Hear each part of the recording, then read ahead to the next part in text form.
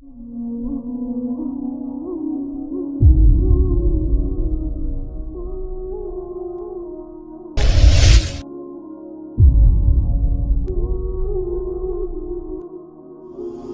نبی نے فرمایا کہ جب لوگ جنت میں جا رہے ہوں گے، اویس بھی جا رہا ہوگا، دروازے کے قریب اللہ فرمائیں گے باقی سب کو جانے دو، اویس کو روک لو۔ تو وہ اویس پریشان ہو جائیں گے کہ اب بوئے تھے آتے کیوں رکاوٹ بن گئی، دروازے پہ آگے کیا رکاوٹ ہو گئی؟ تو وہ کہیں گے یا اللہ آپ نے مجھے کیوں روکا ہے؟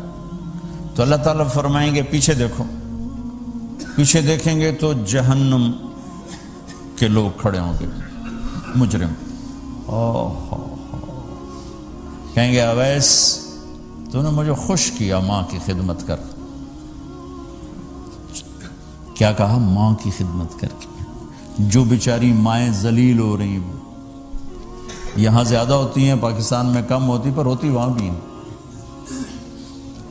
اسی سفر میں کتنی ماؤں کے اتنے پرچے آئے کہ میرا بیٹا شراب پیتا اور پھر مجھے گالیاں نکالتا۔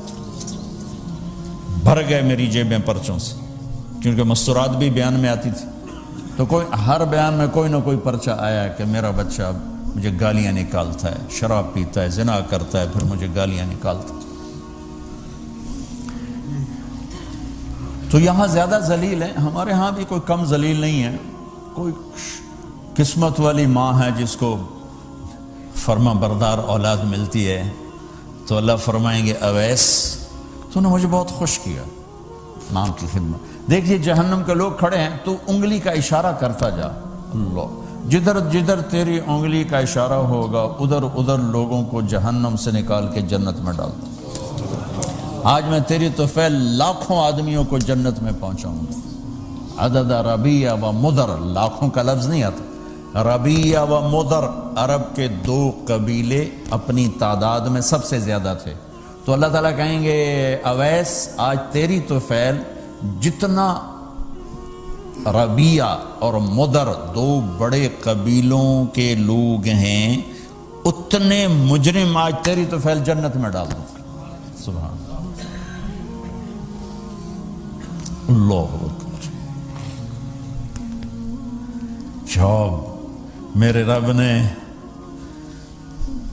مقام بخشا کہ عمر اور علی سے کہا جا رہا ہے دعا کروانا، اور جنت کے دروازے پر کھڑا کر کے فرمایا جا رہا ہے پیچھے نظر دوڑا، دیکھ جتنے جہنم کے لوگ کھڑے ہیں، اشارہ کر تیرے طفیل آج ربیہ اور مضر کی تعداد کے برابر لوگوں کو جنت میں ڈالوں۔ ایک اور واقعہ بھی سناتا ہوں۔ آپ نے فرمایا میں آج رات جنت میں گیا۔ ایک تو معراج ہے جو جاگتے ہوئے، خواب میں تو بہت دفعہ ہوا، آج رات میں جنت میں گیا۔ میں نے آواز سنی قرآن کی تلاوت۔ میں نے پوچھا یہ کون تلاوت کر رہا ہے؟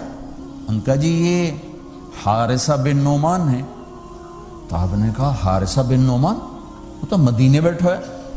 دیکھو آپ کو سنانے کے لیے مائک لگا ہوا ہے اوپر، تھوڑے سے لوگ آپ، اور حارثہ کی آواز جنت میں جا رہی ہے اور وہ مدینے بیٹھے ہوئے ہیں، 7 آسمان پار کر کے آواز جا رہی ہے۔ وہ کیسے پوری جنت میں اس کی آواز کیوں آ رہی ہے؟ کہ یا رسول اللہ انہوں نے ماں کی ایسی خدمت کی ہے کہ اللہ تعالیٰ نے خوش ہو کر کہا ہے حارثہ جب قرآن پڑھے ساری جنت کو سناؤ، ساری جنت کو سناؤ۔ اچھا کیسی خدمت کرتے تھے؟ ماں کی کیسی خدمت کرتے تھے؟ ان کے کپڑے بیوی سے نہیں دھلاتے تھے، خود دھوتے تھے۔ ہم لوگ اپنی بیویوں پہ ڈنڈا چڑھا کے کھڑے تھے، میری ماں دے کپڑے دو، میری ماں دی روٹی پکا، میری ماں نو چاہ بنا کے دے۔ آپ کی بیوی کی ذمہ آپ کی ماں کی خدمت نہیں ہے، میرے ذمہ میری ماں کی خدمت ہے۔ میری بیوی کے ذمہ میرے باپ کی خدمت نہیں ہے، میری ماں کی خدمت نہیں ہے، میری بہن بھائیوں کی خدمت نہیں ہے۔ لیکن یہ بر صغیر کے معاشرے کا ظلم ہے کہ آنے والی بچی ٹکڑے ٹکڑے ہو جاتی، پس کے رہ جاتی، اور ایک ظلم و ستم کی چکی میں وہ قیمہ بن جاتا ہے۔ ساس کا ظلم، سسر کا ظلم، خامد کی بہنوں کا ظلم، بھائیوں کا ظلم، تانے بولیاں، اس بیچاری نے بچے کیا پالنے ہیں، وہ تو روتے روتے زندگی گزار دیتی۔ میرے ذمہ ہے ماں کی خدمت، میری بیوی کے ذمہ نہیں ہے۔ پوچھو مفتیوں سے، ماں کے لیے کیا کرتے تھے؟ سالن خود بناتے تھے، آٹا گوندتے تھے، روٹی پکاتے تھے، پھر تھالی میں پلیٹ میں رکھ کر ماں کو سامنے بٹھا کر خود کھلاتے تھے، کھلاتے بھی خود، اور ماں کو تیل لگاتے، کنگھی کرتے، جوئیں نکالتے۔ اور کبھی اماں کوئی کام کہہ دیتی اور سمجھ میں نہیں آیا تو یہ نہیں کہتے تھے ماں جی کیا جائے، اپنی بیوی کو باہر بلا کر کہتے ماں جی نے کیا کہا ہے مجھے سمجھ میں نہیں آیا۔ ایک دفعہ موسیٰ علیہ السلام نے پوچھا یا اللہ میرا جنت کا ساتھی کون ہے؟ تو موسیٰ علیہ السلام نے فرمایا فلاں قصائی تیرا جنت کا ساتھی۔ تو موسیٰ علیہ السلام تھوڑا سوچ میں پڑ گئے کہ قصائی تے موسیٰ دا جوڑ کے میں بہ گئے، فلاں مجاہد، فلاں عالم، فلاں ولی اللہ، وہ تیرا جنت کا ساتھی، قصائی تیرا ساتھی۔ تو موسیٰ علیہ السلام نے پتہ پوچھا اور پہنچ گئے۔ تو وہ گوشت کی دکانوں میں ایک دکان اس کے بھی تھے، وہ بٹھا چوکڑی مار کے تھا اپنا بیچی جاندہ تھے، ٹکی جاندہ ہے۔ کوئی موسیٰ علیہ السلام کو اسپیشل چیز نظر نہیں آئی۔ جب شام کو وہ چلنے لگا، جب وہ اس کا گوشت ختم ہو گیا تو اس نے ایک ٹوٹا تھیلے میں ڈالا اور چل پڑا، موسیٰ علیہ السلام بھی ساتھ چل پڑے۔ وہ گھر پہنچا تو موسیٰ علیہ السلام نے کہا میں آ جاؤں؟ کہا جی آ جاؤ۔ اس نے وہاں جا کے کیا کیا، بوٹیاں بنا کے ہانڈی چڑھاتی، پھر آٹا نکال کے گوندھا، اس کو نرم ہونے رکھ دیا، سالن تیار کیا، پھر روٹی تیار کی، ٹرے میں رکھا۔ ایک عورت اس طرح پڑی تھی، اس کو جا کے ہلایا، ماں جی، آنکھ کھولی، ایک ہاتھ سے اٹھایا، سہارا دیا، دوسرے ہاتھ سے نوالے بنا بنا کے کھلاتا رہا، کھلاتا رہا، کھلاتا رہا۔ تو اس نے یوں سر ہلایا کہ مطلب میری بس۔ تو اس کا منہ صاف کیا اور اس کو سہارا دے کے لٹانے لگا تو کچھ بڑبڑائی۔ موسیٰ علیہ السلام ذرا فاصلے پر تھے، سن نہیں سکے کیا کہا۔ موسیٰ علیہ السلام نے فرمایا میرے بھائی یہ کون ہے؟ کہا جی میری ماں ہے، اور میں جب صبح جاتا ہوں نا کام پر تو اس کے سارے خدمت کر کے روٹی پانی کھلا پلا پھر میں جاتا ہوں، پھر جب شام کو واپس آتا ہوں تو پہلے میں اس کی یہ خدمت کرتا ہوں۔ بیوی سے نہیں کہا، خود کیا۔ ہم اپنی بیویوں کو کتنا ذلیل کرتے ہیں، اور 99% جو ساس ہے وہ نیگیٹو ہے اور ظالم ہے۔ 99% ساس نیگیٹو ہے اور ظالم ہے، اور ہمارے بچوں کو ہوش نہیں کہ میری ماں ہے، میری ماں ہے۔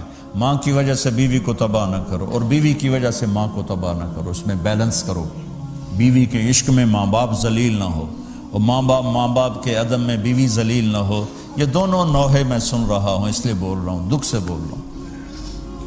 کہا جی میں شام کو پھر اس کی خدمت کرتا ہوں، اب بچوں کو بعد میں دیکھتا ہوں۔ کہا اچھا یہ بتا یہ کیا کہہ رہی تھی؟ لٹا رہے تھے۔ کہنے لگا جی بس ماں جو ہوئی جب بھی خدمت کرتا ہوں تو کہتی اللہ تجھے جنت میں موسیٰ کا ساتھی بنائے۔ میں تو جی کمی کسائی تے موسیٰ کلیم، میرا دا کی جوڑ ہے۔ میں کہا پترا تیرا جوڑ بنا چھڑے تیری ماں۔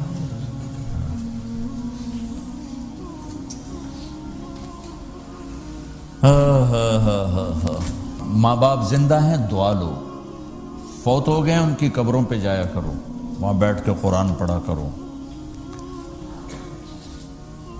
جو بچہ پڑھے گا وہ اتنا طاقتور ہو کے ماں باپ کو لگے گا، اگر وہ فوت ہو چکے ہیں، زندہ ہیں دعا لو، مر گئے ہیں ان کے لیے ان کی قبر پہ نہیں جا سکتے ہو، یہاں کی زندگی بہت تیز ہے، کبھی تو جایا کرو، کسی ویکنڈ پہ چلے جایا کرو، کسی اتوار پہ چلے جایا کرو، کسی ہفتے کو چلے جایا کرو، مہینے بعد 2 مہینے بعد، سال میں ایک دفعہ سے، کہ یہ ان کا حق ہے، ان کا حق ہے۔